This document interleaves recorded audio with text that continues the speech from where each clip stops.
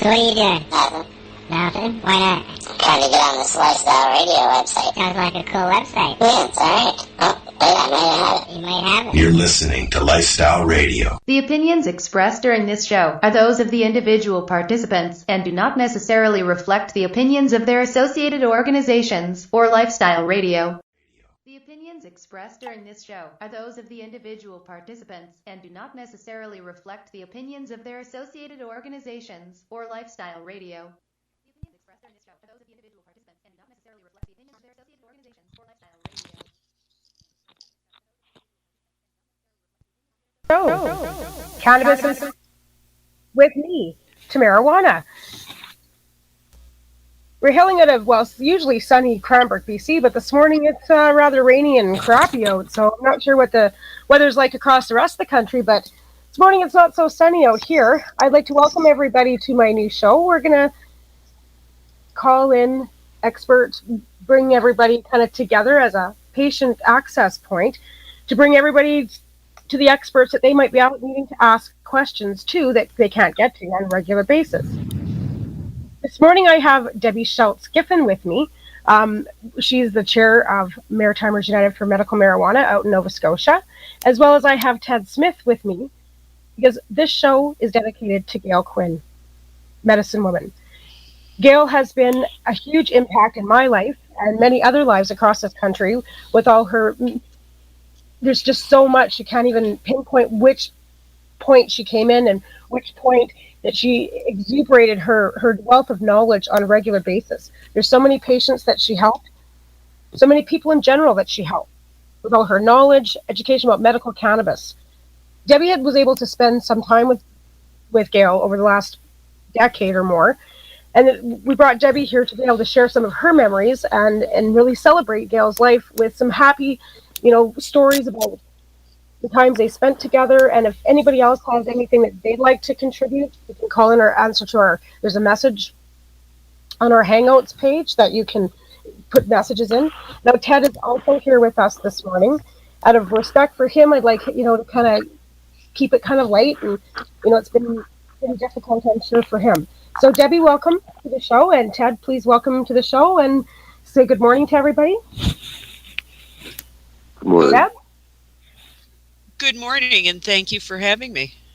Well, thanks for coming on, and Ted, I really appreciate you coming on. Gayle's always been a huge catalyst for me when I first met you guys in Toronto there, but before that, with the medical cannabis, she, with all her knowledge, kind of brought me forward with the canna caps, and I don't have anything, there's no words to express how much of an impact she had on my life. Debbie, would you like to share something as well? Well, certainly I treasured all of the time that I spent with both Gayle and Ted. I had the privilege of first meeting them face to face here in Nova Scotia when they came out east for a series of hempology conferences that Mom was proud to be a part of. I couldn't remember in reflecting back if that was late 2012 or really early 2013.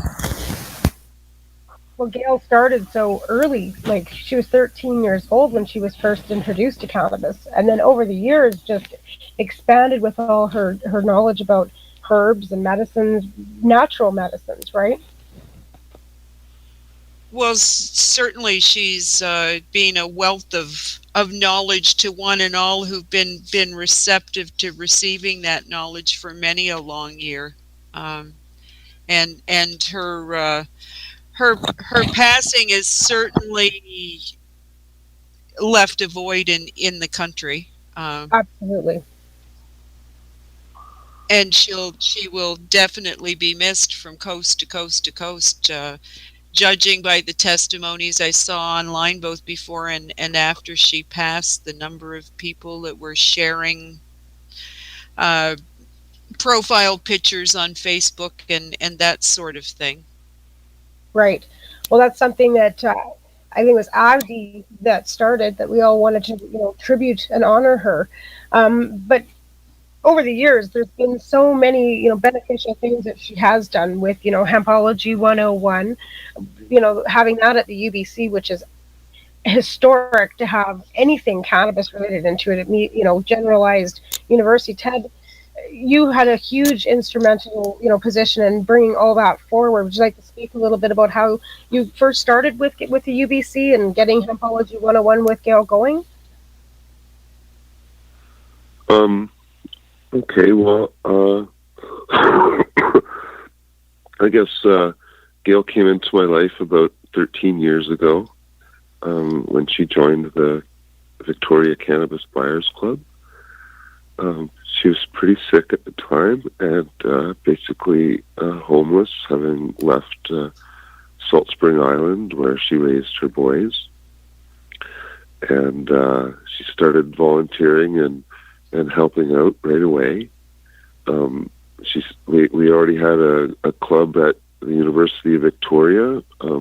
We've had that club now for 21 years here. And at the time we had, we've had weekly 420s for 18 years. But there was a time I wasn't allowed up there because I'd been arrested for sharing joints.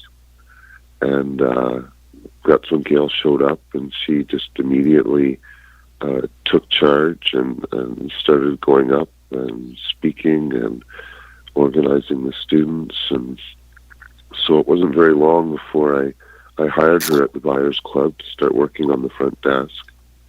And she just fit right in, and it was wonderful to work with her. And one of the first things that she did was encourage me to start the Cannabis Digest newspaper.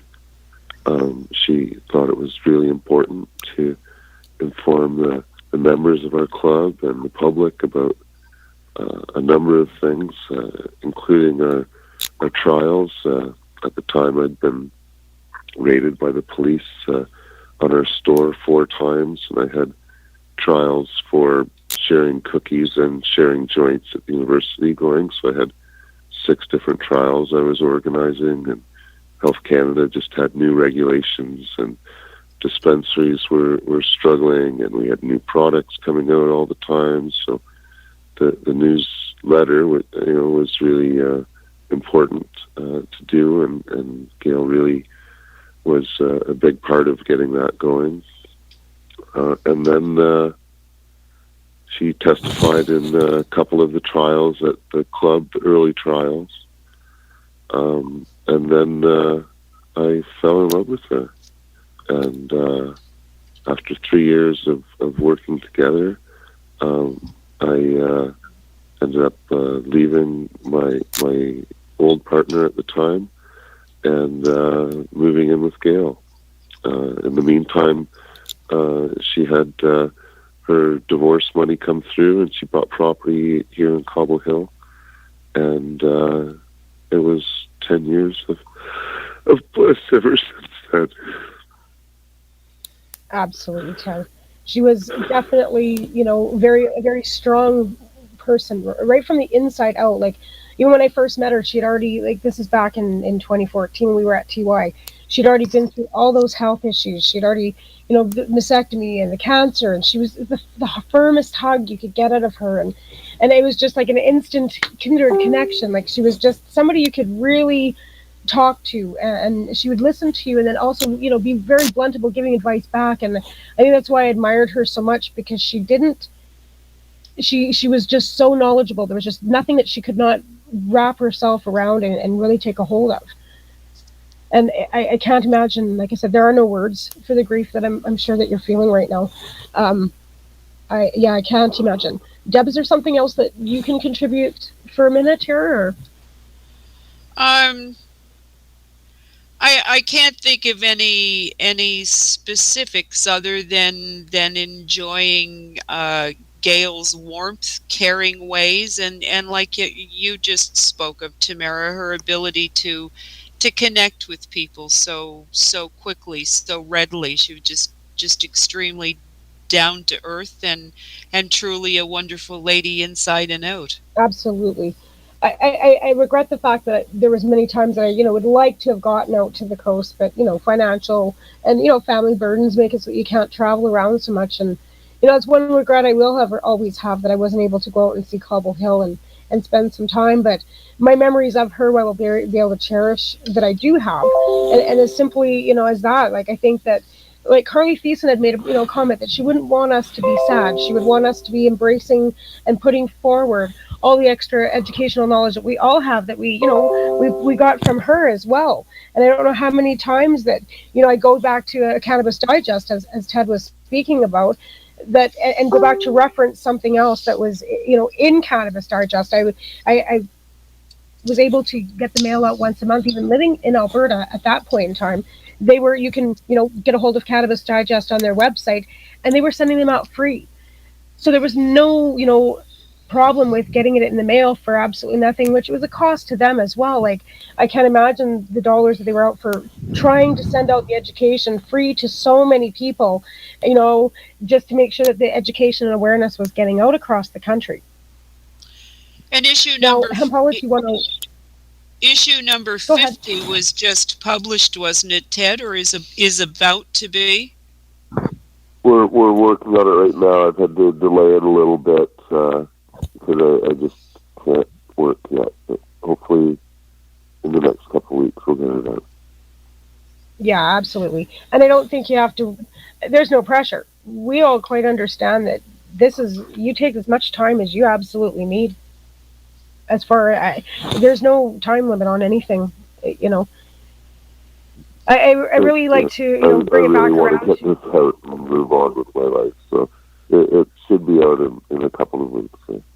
Well, I know that's one thing that'll probably end up keeping you going. It's kind of like the old saying, you want to put cannabis activism aside, and it just never seems to go away. It's like a calling, no matter what we go through in our lives. It's always something that kind of keeps us all connected and grounded, and it's something that I don't want to wish upon the rest of us, prohibition for the rest of our lives. But the medical community that we do have within this country, I find that when I was brought in 2007, 2009, 11, 10, I guess 2010 when I got my license, just the community of medical people, the patients, that the groups and the camaraderie and the sharing that we feel, and we're connected from coast to coast to coast, whether we've met each other in person. It just seems that we all have that connection that keeps us all, moving forward in, this fight that we have with the government. And I wish that was, basically we were fighting with the government and not each other so much, in these times. But that seems to be happening as well. But anyways, Deb, you spent some time with Ted and Gayle in Jamaica. You guys were able to go down for consortium activism down there with Skunk Magazine. I bet you that was a lot of fun down in Jamaica with all those people. Well, certainly there were a number of us that gathered in 2013, and then a number again in 2014 at the Pure Garden Resort in Negril, Jamaica, and it was certainly a fantastic experience, allowing us to connect with other activists from coast to coast, and as well some of the Jamaican activists. Ted and Gayle were both able to join in the first year. As I recall, they were a little bit later in getting there, and then had the added benefit of staying a bit longer to get to truly enjoy some of the countryside of the remarkable country that it is. I don't know what else to say. It was, pardon me, just really enlightening and stimulating to gather with like minds and talk about the future and possible paths toward ending prohibition. And I mean, here we are in 2016 looking at the eventuality that cannabis could well be legalized in this country in the relatively near future. Well, certainly the trip to Jamaica was fantastic. It was the best time of my life.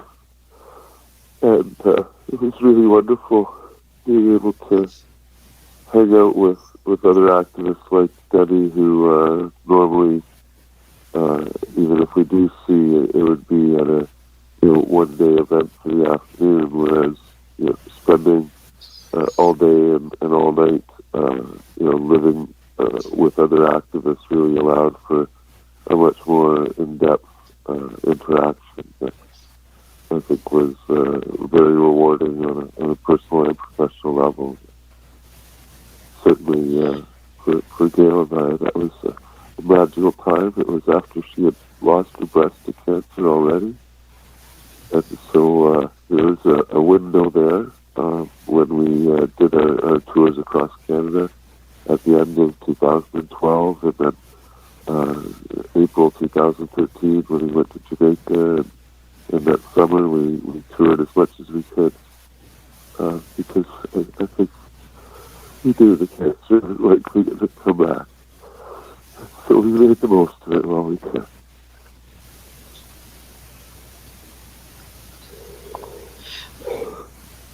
I know certainly one of my highlights the first year in Jamaica was having you and Gayle almost directly across the courtyard from the unit that I was staying in to be able to get up and putter across and have tea first thing in the morning with you and Gayle was one of my highlights. It was lovely. Getting to know you both a bit better and connecting a bit more, because certainly I had known you through the years through Cannabis, the Canadian Cannabis Coalition listserv, and through your working with John Cook here on the East Coast when he established the Halifax outlet of the Cannabis Buyers Club of Canada.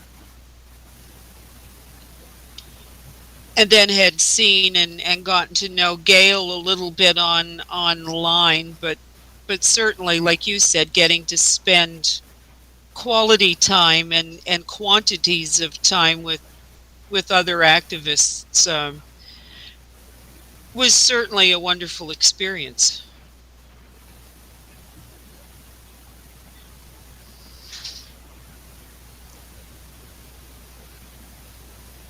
The following year, we were certainly blessed to get to spend some time with Bunny Whaler and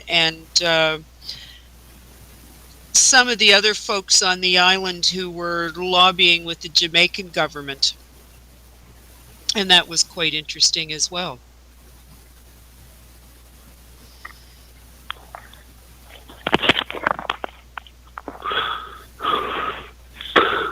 Sorry, I'm having a hard time here.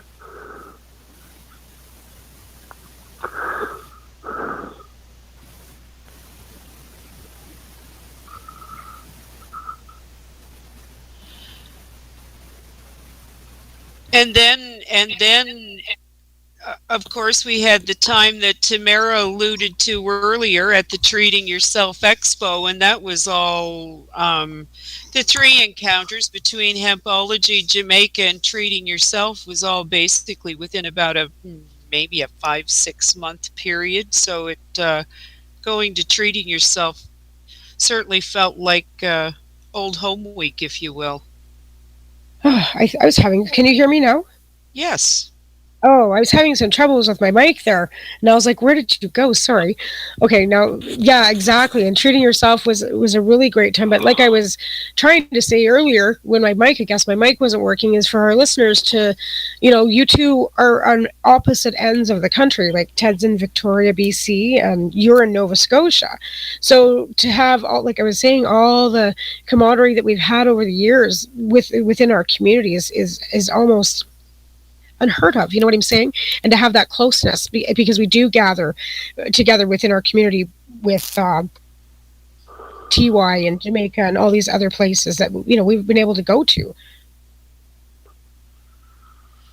And now the various cups and expos and events that are spreading straight across the country. Absolutely. Okay, I think it's almost time to come to our first break. I'm gonna sit back here and let my lovely producer Al take over for a minute and do a commercial and some music, and we'll be back in about 5 minutes.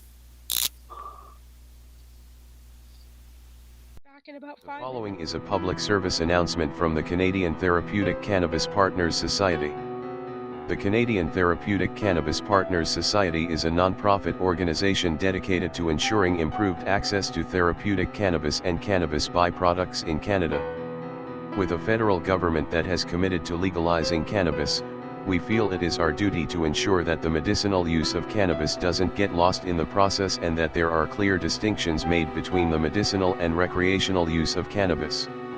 It is our mission to ensure that government regulation doesn't get in the way of a sick, disabled, or terminally ill person's right to use or produce this amazing natural health product.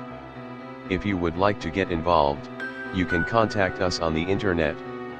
www.canadiantherapeuticCannabisPartners.com, on Facebook, CTCP Society, or search Canadian Therapeutic Cannabis Partners.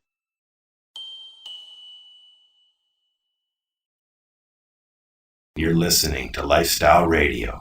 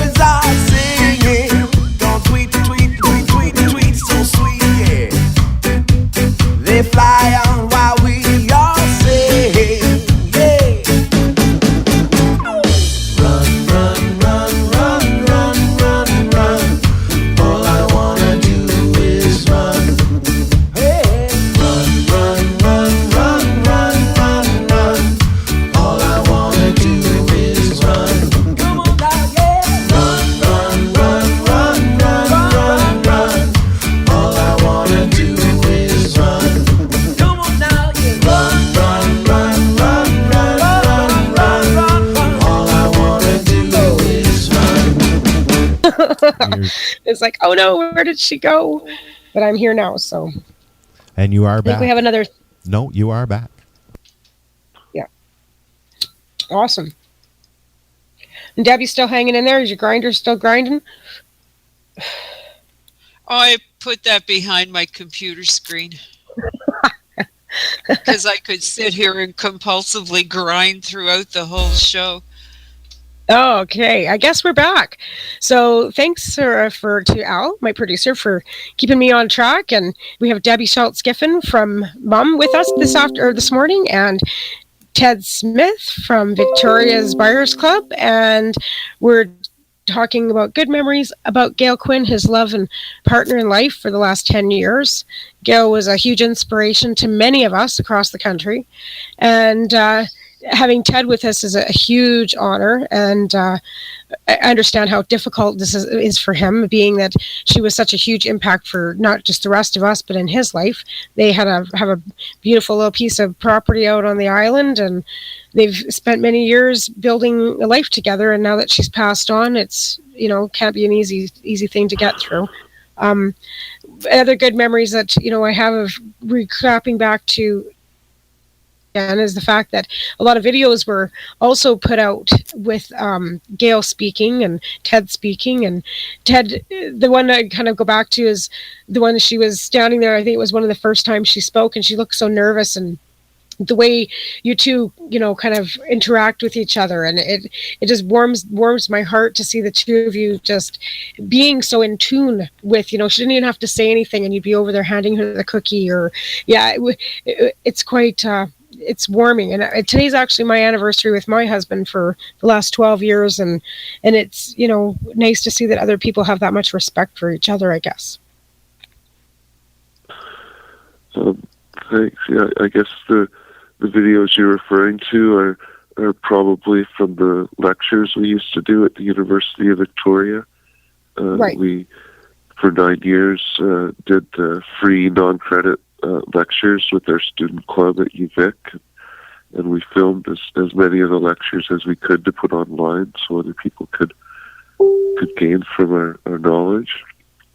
And in particular, Gayle would talk about the medicinal uses of cannabis and medicinal cannabis products that can be made. She's a herbalist. Since the age of 13, she's been dealing with a host of medical issues that she's learned to use different herbs and foods to help with, because quite often if she tried a pharmaceutical, it wouldn't help, and she'd have severe negative reactions. So she just had to kind of learn to heal herself on her own. And as she went along that journey, people would approach her with their own medical issues, especially, I guess, on Salt Spring Island, where she became quite well known as a natural medicine lady. And so and people would come to her. To be that smart, like 13 years old, to be that smart and to be that in tune with yourself, like that in itself is amazing. Well, in a way, she was forced on her. Like, I guess at the age of 13, her menstrual cramps were so hard and bad that she couldn't get out of bed until her sister smoked her some hash. Right. And then after a couple of days of being in bed, all of a sudden she felt better and got up and went to school. So, she the reason that the plant does that, amazing that she was so smart to be able to be doing that. Like, just so. Yeah, I guess 1969 was a different year. Yeah, absolutely. I wasn't even born yet at that point. That's why I think it's so, amazing to me that like in that time and that age that she was so in tune to herself. Because I know myself at 13, I wouldn't have been in tune to my health. Never mind, using natural herbs to heal myself. So that's amazing that she was amazing. She's just, like I said, the only word I have is amazing for her to be that. And like you said, it was at 1974. She was. There was something else I'm just trying to recall that she was doing. Ted, maybe you can help me with that. 1974, she said she was had something else going on. Oh, I'm sorry, I can't recall. Yeah, I know. She's got such a I have long notes that I wrote history. down. I was doing some more research too, but like I said, just over the years, like how the canna caps and the cookies, and I mean, you guys were already, of course, doing that with the Buyers Club out there, but for her to seek that natural medicine out at such an early age. Yeah, Well, and when at Gayle a joined the time club. you were mentioning that.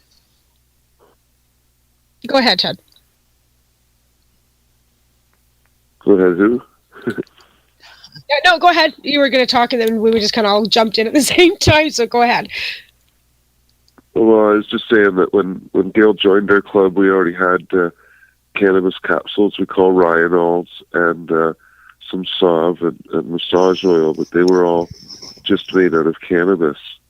And when Gayle joined our club with her knowledge of other herbs, she really helped us develop a line of, in particular, the topical products, but also certainly some of the food products as well, that really helped us, I guess, expand the product line into a bunch of different things that we never would have otherwise, that really did help people, with arnica and aloe and St. John's wort, mint, eucalyptus, comfrey, camphor, and the skin products. And she also really helped us in the kitchen. She became pretty much the kitchen manager fairly quickly. It's sort of ironic in a way. Gayle's never actually worked as a baker for the Buyers Club. She pretty much went straight to managing it. Her health Awesome. wasn't good enough to actually do the baking, so we would have other people do that. But she would oversee it and make sure they had really healthy ingredients and that they were doing everything properly. And we would adjust our recipes at times, and so she was constantly working on improving things and overseeing things. And in fact, that was why the bakery was actually in her name. For years, it was always in my kitchen, I guess. And then at one point, we just, we were living in Victoria 5 days a week and had the bakery in our own home, and it was too much. Really, the bakery needed its own space, so we tried to rent an apartment to do that from. And that was in Gayle's name because she was managing it. And that was the apartment that Owen Smith was arrested in. And he was making cookies for the Buyers Club. And I think most people in this industry would know Owen's name because we took that case to the Supreme Court of Canada and won a unanimous victory for extracts. Absolutely. And certainly Gayle testified in that trial, not just because the bakery was leased by her, but because of her medical history. And I think on Kurt Tusaw's Facebook page a while ago, he posted the 75 pages of testimony that she gave for that trial. Yeah, And, I did. yeah. Yeah, and just the whole bakery, the Supreme Court, that was totally beneficial for every patient across this country, and Gayle was instrumental in bringing that forward with having her name on that bakery, of course.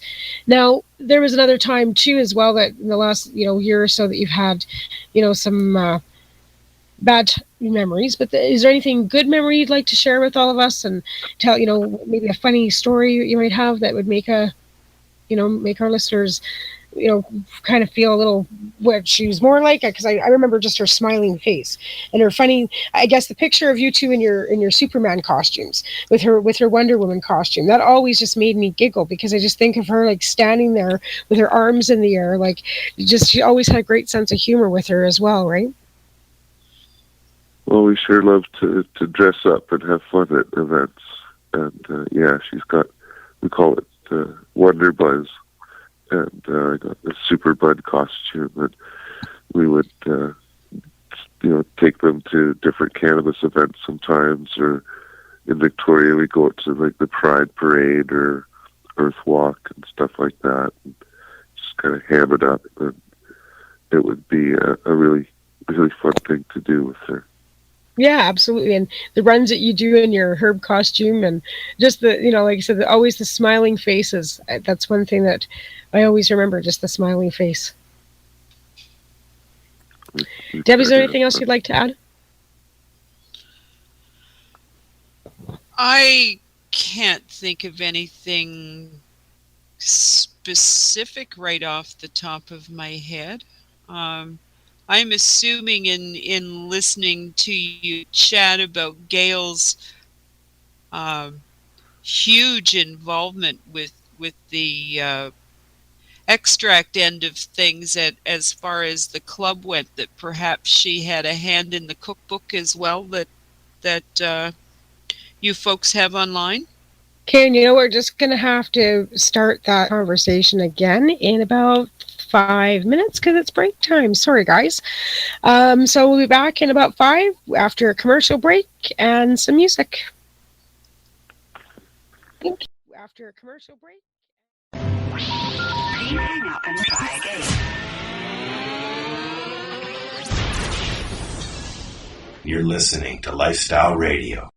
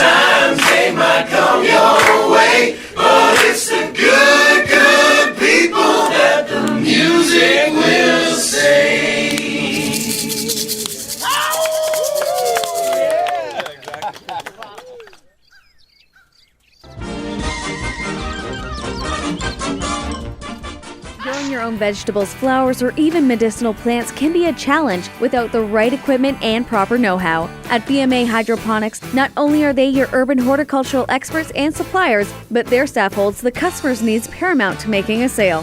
Family-owned with decades of experience and knowledge, they offer free advice in person, by phone, or email. BMA Hydroponics wants to ensure you have the advice you need, which is why you'll find tips and tricks on different ways to grow, like wick, ebb and flow, drip, or aeroponic system, as well as other helpful links at bmahydroponics.com. If you can't find what you're looking for, just let them know, and they'll do everything they can to get what you're looking for. At BMA Hydroponics, each staff member also possesses a federal exemptee MMAR license, making their strong suit empathy, experience, and dedication to their customers. Because when you know how to grow, you'll have results that make you proud. BMA Hydroponics in Belleville, Ontario. Visit bmahydroponics.com. Kind of like, unless we start running over because we start talking. Hard to do that yet. I had thought we were just going for an hour anyway. Yeah, and we haven't. I don't know if we figured out how to take call in, and I can't see. You are back on, you know. Are we almost ready to go back? You are on. Oh, we are. Yeah, okay, you'll get the hang of it. Here we are, yakking away. Okay. Thanks, Al. So we're back with Ted Smith and Debbie Schultz Giffin. Debbie, you were saying about Gayle before we left for a break. Do you remember what you were saying? Because I actually gapped and don't. Well, I was just asking Ted if Gayle played an instrumental role in the creation of the cannabis cookbook that's on the Victoria outlet of the Cannabis Buyers Club of Canada. Certainly, I think it's up on the Cannabis Buyers Club of Canada, our old club's, or our club's old name. We haven't put up one under the Victoria Cannabis Buyers Club yet, but Gayle was instrumental in helping us put that up and making sure it's accurate and trying to help people make their own medicines. That's always been a big part of our lives, is to help people learn to make the most use of this plant topically and edibly, because for years, the smoking of cannabis seemed to be the way people used it medically, and we knew that it was, for many people, better to use it orally and topically. And so we've been driving that kind of to people as much as possible. That was why when Owen got arrested in our bakery, we saw it as actually a huge opportunity to educate people about the possibilities, because, as I said, the medical community and others had really, thought cannabis was smoked as medicine. That's, been the dominant way of thinking since the regulations were brought in. And the cookbook and our trial have really been wonderful ways to help change people's minds about that and open them up to the possibilities. Absolutely. Well, certainly there's been, since the Smith decision, there's been an explosion, if you will, of places where people can get edibles and various forms of extracts, and it has gone a long ways to educating people about the beauties of the plant and the many ways in which we can use it. I was just thinking, as you were talking about historically how people have traditionally smoked it through the years, and I actually had a Section 56 in 2000 and had a friend come to visit me and was all hyped up about this new invention, and it was a vaporizer, the BC, I forget just what it was called, but it was the example of what not to have in a vaporizer, just a little heat unit in a mason jar screwed on top kind of thing. So we've come a long way, baby, really. Yeah, absolutely. even like myself, I didn't even realize there was so much, you could do with cannabis. And then I started infusing candies and making, baking and stuff, and found that was a lot easier for myself or with my colitis as well to be able to ingest. And that too was after, the fact that I had an MMAR, but before that we were just smoking. We thought that was, pretty much the only way. And it wasn't until the Smith ruling that I really started looking into the actual benefits of, of eating, and even the topicals too. Now with, with my hip and stuff, I find, I'm sure, that too is something many patients now do find, that topicals and caps and not just, smoking, really helps your whole body, right?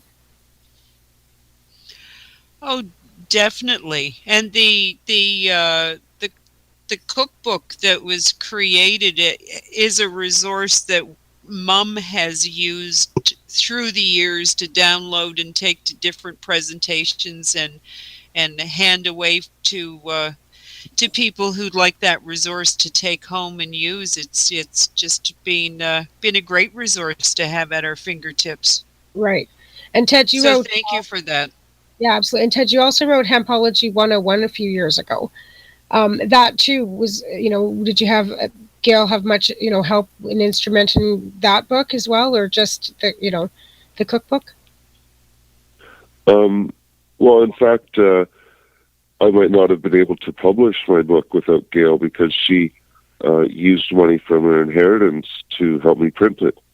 And even though I ran the Buyers Club for a long time, I've always ran it almost in a deficit, because I'm dealing with patients in severe medical distress. So making money off them wasn't an option, and giving them as much as I could was. So I never had the money to publish my book, or wouldn't have if Gayle hadn't loaned me a substantial amount. I guess loaned Hempology 101, and so.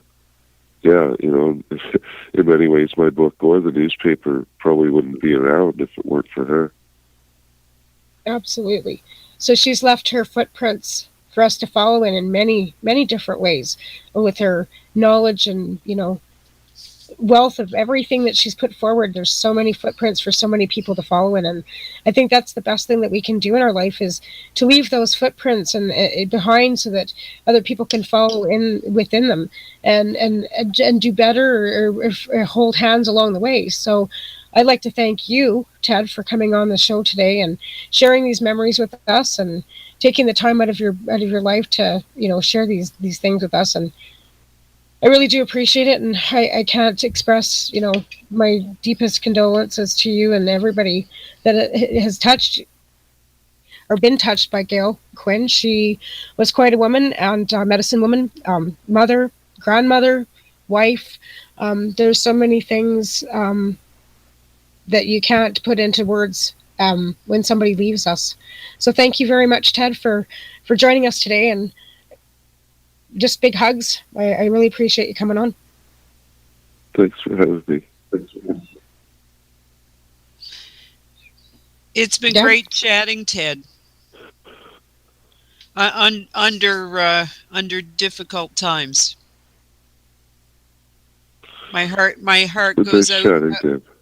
My heart goes out to you, and I'd like to echo Tamara's sentiments about the gigantic legacy that Gayle has left behind.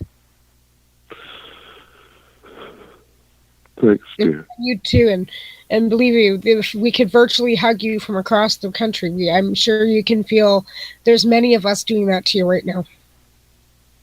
So again, thank you very much for coming on the show, and I'm going to wrap it up here, everybody. I'd like to thank you all for listening today, and thank Debbie Schultz Giffin for coming on to my first show, some coffee with Tamarijuana. It's been my honor and privilege, and I cheated. I had tea, but I certainly had cannabis. Well, Debbie doesn't drink coffee, so that's okay. You're allowed to drink tea too, as long as you all join in with whatever warm drink that you're drinking, and your JBs or your vaporizers or your dabs or your cookies. Next week, I'm going to have Corey Yeldon on the show. She's a cancer survivor. She helps and facilitates patients as well to get treatment with cannabis for cancer. She's was given 4 months to live, and then she actually cured herself with cannabis oils. So we'll have Corey on the show for next week, which will be next Wednesday at 9 a.m. Mountain Time, 11 Eastern Time, and 8 a.m. in Westernerville. So y'all take care, and I will see. Oh, I guess I got 5 minutes left, so I guess we could talk for another 5, but I don't know what to say, so we'll, I guess, end this off. Al could play some tunes, and we'll see you all next week. Take care. Thanks. Take care, everyone. Bye now. Bye for now. Take care, everyone. This is Bubbles from the trailer park, and they're playing some fucking excellent music on lifestyleradio.ca. I hope I didn't sound too nervous there. Please hang up and try again.